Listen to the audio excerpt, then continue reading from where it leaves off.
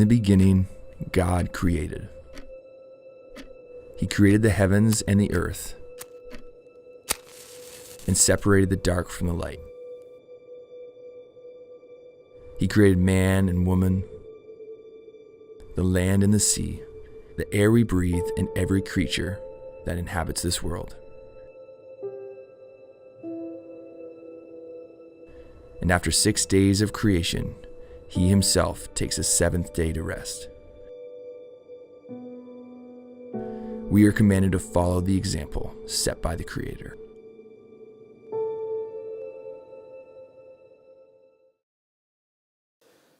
And so the Shabbat always started the same way.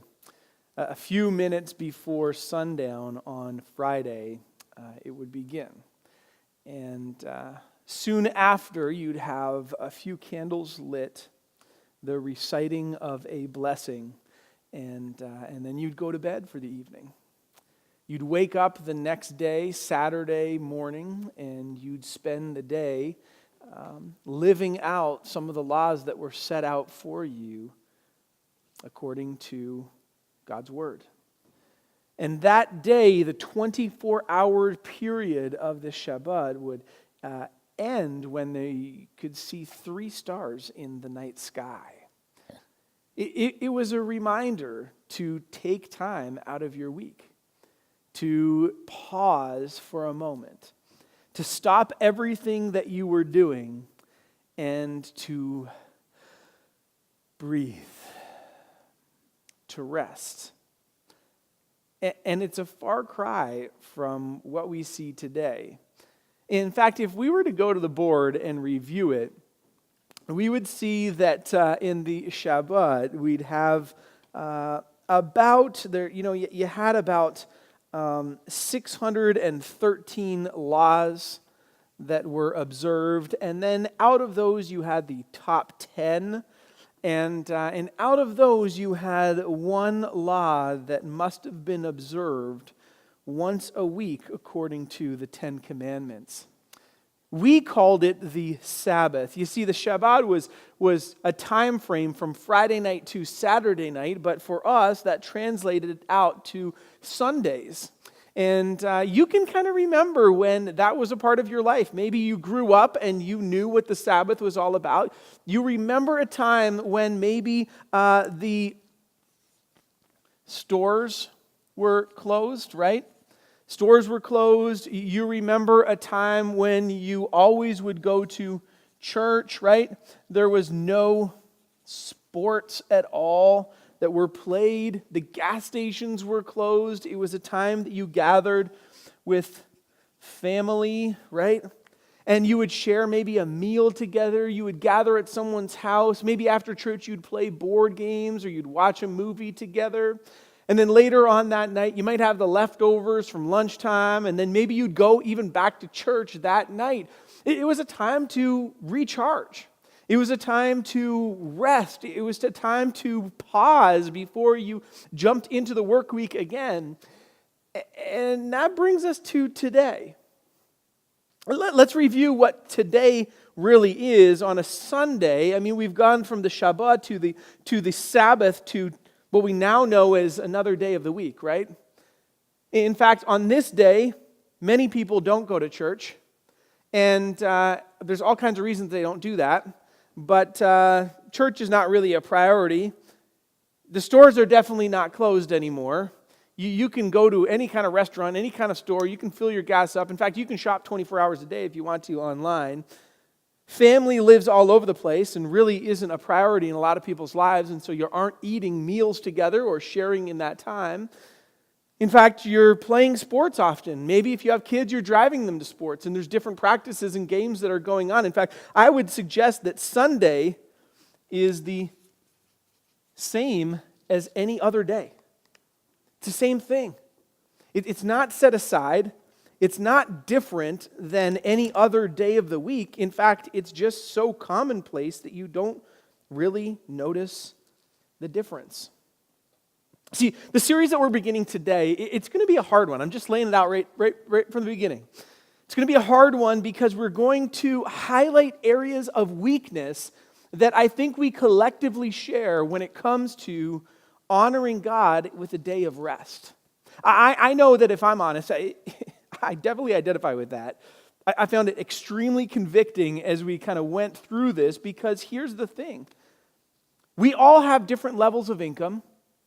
We all have different levels of wealth. We are at different age categories, different seasons of our life. But here's the thing that's the truth.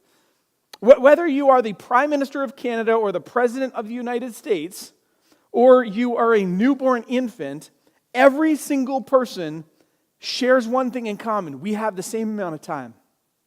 And this series is really about stewardship.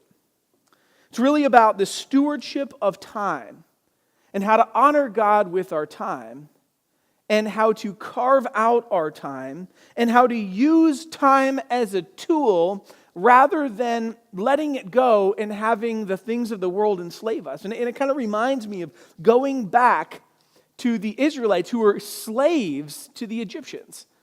And they were slaves and they didn't have control of themselves. And I feel like oftentimes that's where we find ourselves. We are slaves to our calendars. We're slaves to our phones, right? We're slaves to our work. We're slaves to our finances. And we find ourselves all wrapped up in this idea that we're bound to the things that dictate how we live. And so over the next few weeks, we're going to look at how to find rest, how to pause, and how to stop.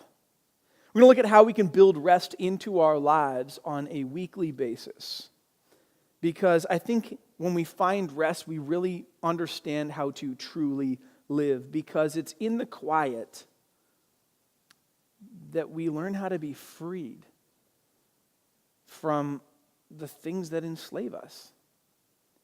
In fact, sometimes you don't even know what's happening until you listen. And so why don't you just take a moment right now, and let's just quiet ourselves and see what we can hear when we're quiet.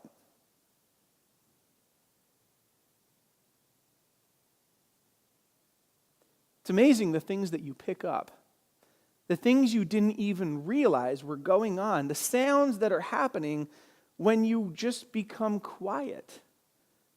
And I wonder in life how many things we miss because we don't actually listen, because we're not quiet enough to really take a break. See, rest gives us time. It gives us time to grow. It gives us time to learn. It gives us time to listen. It cultivates our creation and our relationships and our relationship to God. It creates margin in our lives. I've heard it said it's kind of like a piece of paper, right? I remember in grade school, I would have to write essays or short stories, and you know those kind of Hilroy notebooks, and so you'd open those things, and you have the margin on the left, and you'd have a margin, you kind of create a margin on the right, and you got a margin on the top and bottom, and I remember I wanted those margins as big as possible so I wouldn't have to fill that entire page, so it'd be less writing for me, right? And I double space that thing. But imagine there was a page. And I'll kind of show you this example here up on the screen here. So imagine there's a page with no margin. And it's just writing from top to bottom, right to the edge of the page, right to the bottom of the page, right from side to side. There's no margin at all. In fact, let's take it a step further. There's no punctuation, right? There's no pauses. It's just one run-on sentence with no periods or exclamation marks or commas, nothing. Doesn't that stress you out when you look at that? I mean, it's actually kind of hard to read when you look at something like that because we need margin. It's more inviting. It gives us more clarity as we read something with margin, with the ability to pause. It's more appealing. And so too it is with our lives, right? In our pauses, life is better understood. It brings clarity to where we're going and where we came from. It gives us a better understanding of really our purpose in life and why we're here. And so let's begin way back in the story of creation. I mean, in Genesis chapter 1. In Genesis chapter 1, we know that in the beginning that God shares with us the story of creation. And he breaks the story of creation down into 7 days, that he creates all things. And if we were going to review that, here's how that would break down. So on that first day of creation, God creates the heavens and he creates the earth.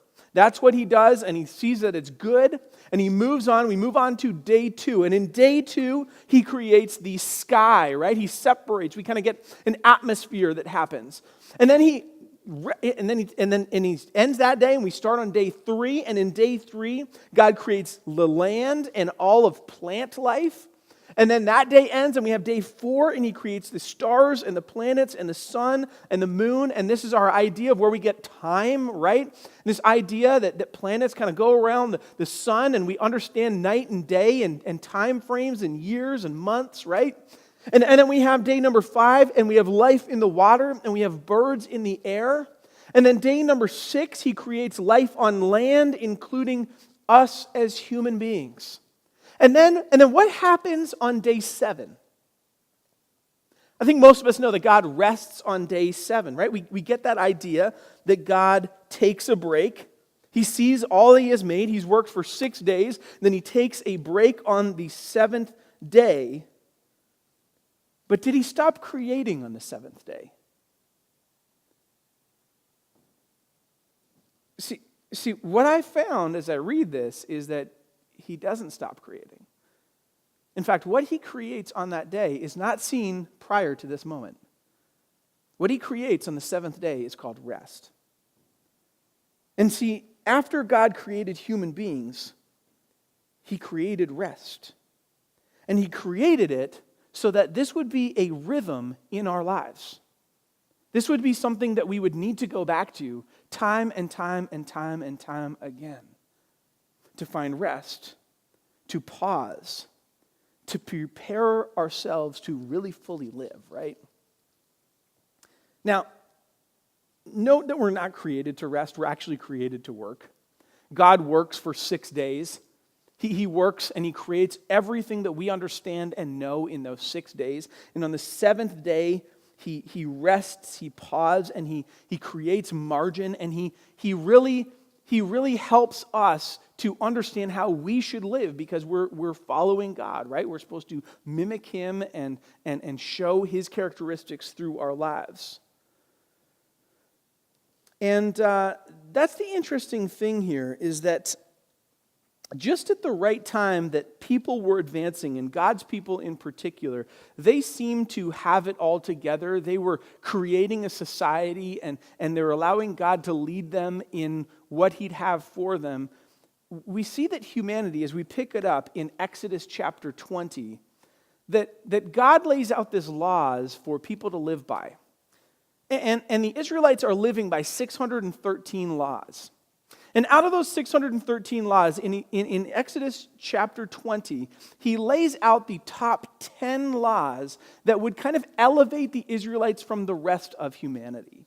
These laws in which they needed to live by to kind of give them some direction and how to live as society. If we reviewed some of those laws, I mean, many of you would know them as the 10 Commandments. They're broken into 2 different sections. If we were to review those, you see the first 3 would go like this. Please don't have any gods before me, God would write. Number 2 would sound like this. Do not make idols. And number 3 would say, do not take the Lord's name in vain. And so don't use his name when you stub your toe, right? That's we're supposed to live by that. We got the first 3 rules, the first 3 laws in the 10 Commandments. They're listed just like that.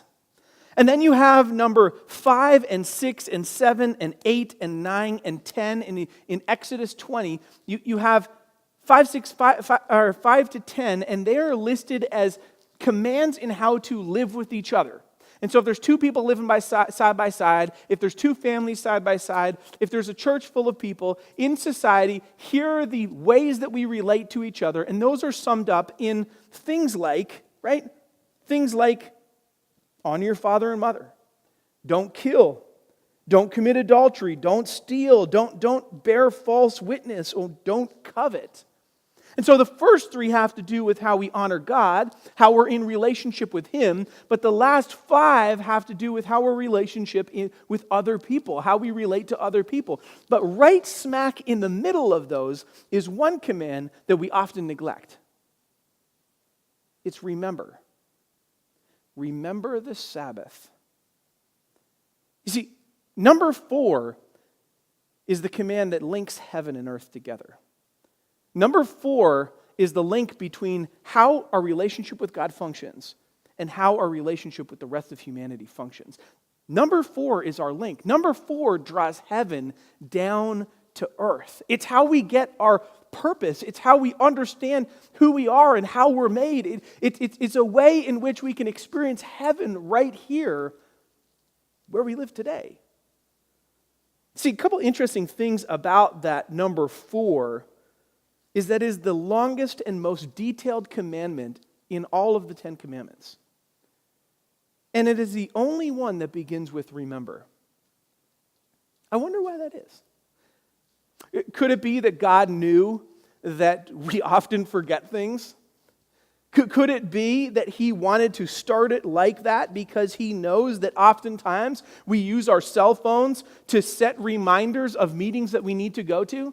Could it be that He knew that we would use alarm clocks to wake ourselves up in the morning? Could it be that we PVR our favorite TV shows because we know we're going to... Could it be that He knew that we forget all kinds of things, and so He starts this thing off with remember? And when was the last time you took some time to remember to rest? When was the last time you took your phone out and you put it in your calendar, this is my rest time? This is my stop time. This is my pause time. This is my breathe time. This is my restart. We forget to do it. And He says, remember. Remember the Sabbath. Reconnect with your Creator. Find peace with God that surpasses all understanding. See, the Sabbath is about letting go of your own controls one day a week and allowing Him to control it. It's funny, my kids, my 6-year-old, my 3-year-old, I guess even our 4-month-old, I mean, every night we try to put them to bed, every night, almost every single night, it's the same story, right?